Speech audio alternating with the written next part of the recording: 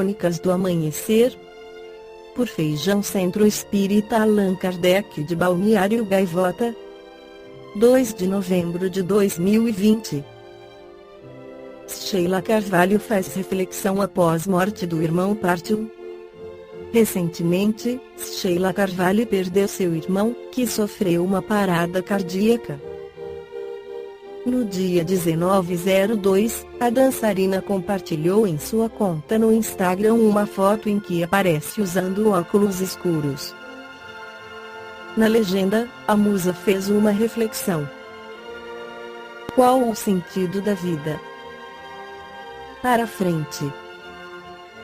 A vida segue acontecendo nos detalhes, nos desvios, nas surpresas e nas alterações de rota que não são determinadas por nós. A vida segue, leva consigo momentos, pessoas e memórias. Por isso aproveite cada segundo. Deus está no comando da vida que segue em frente, escreveu ela. Entenda o caso. No dia 17/02, Wagner Carvalho, irmão da dançarina Sheila Carvalho, morreu aos 53 anos. Ele sofreu uma parada cardíaca e chegou a dar entrada em uma unidade hospitalar de Salvador, na Bahia, em estado grave, mas não resistiu. Ele trabalhou por anos como produtor musical da irmã. Nas redes sociais, Sheila ainda não se manifestou publicamente sobre a perda do irmão nas redes sociais, mas algumas mensagens já foram deixadas. Meus pesames. Que ele descanse em paz. Deus conforte o coração de amigos e de familiares, escreveu uma amiga. Fui aluno dele por várias oportunidades, fica aqui minha gratidão pelo aprendizado.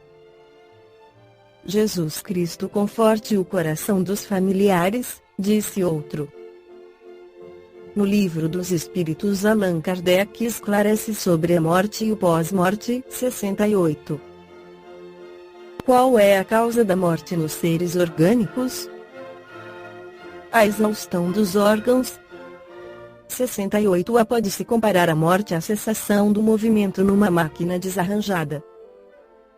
Sim, pois, se a máquina estiver mal montada, a sua mola se quebra, se o corpo estiver doente, a vida se esvai. Esclarece Allan Kardec, após a morte do ser orgânico, os elementos que o formavam passam por novas combinações, constituindo novos seres que aurem na fonte universal o princípio da vida e da atividade, absorvendo e assimilando, para novamente o devolverem a essa fonte, logo que deixarem de existir. Os órgãos estão, por assim dizer, impregnados de fluido vital. Esse fluido dá a todas as partes do organismo uma atividade que lhes permite comunicarem-se entre si, no caso de certas lesões, e restabelecerem funções momentaneamente suspensas. Mas quando os elementos essenciais do funcionamento dos órgãos são destruídos ou profundamente alterados, o fluido vital não pode transmitir-lhes o movimento da vida, e o ser morre. No mesmo Livro dos Espíritos, Allan Kardec volta ao tema 149. Em que se transforma a alma no instante da morte?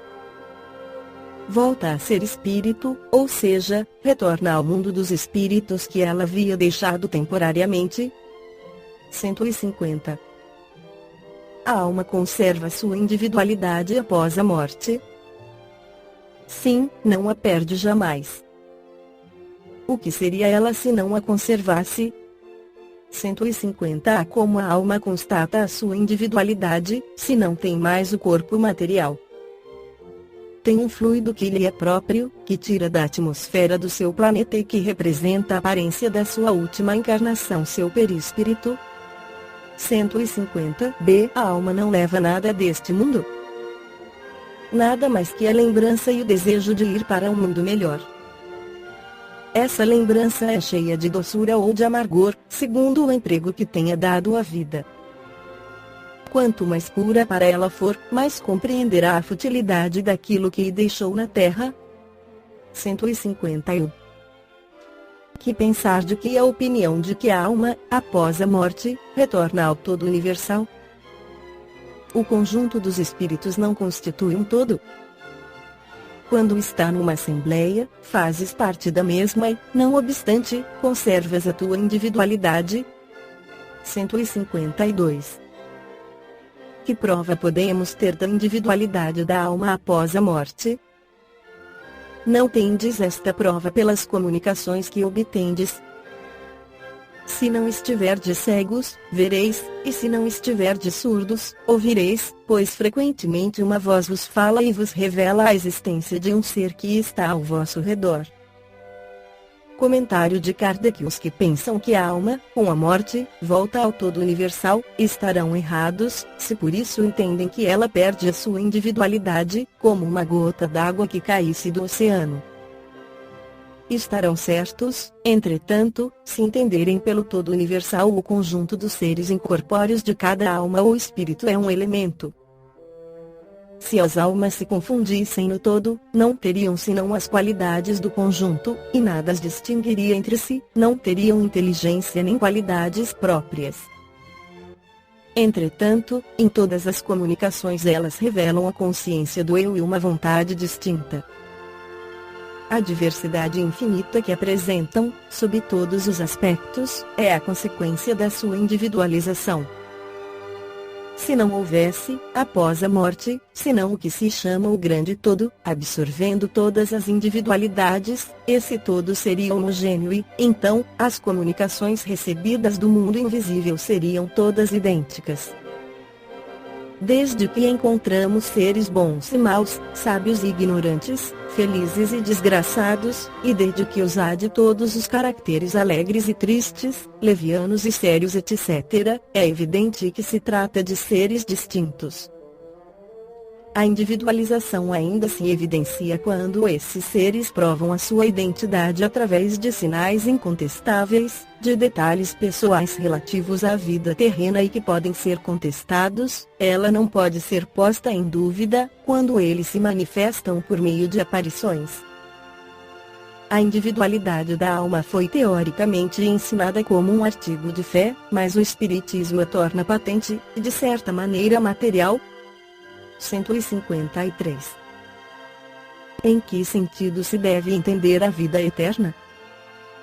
É a vida do espírito que é eterna, a do corpo é transitória, passageira. Quando o corpo morre, a alma retorna à vida eterna. Esta foi a crônica do amanhecer de 2 de novembro de 2020. Por Feijão Centro Espírita Allan Kardec de Balneário Gaivota. Que a paz esteja com todos.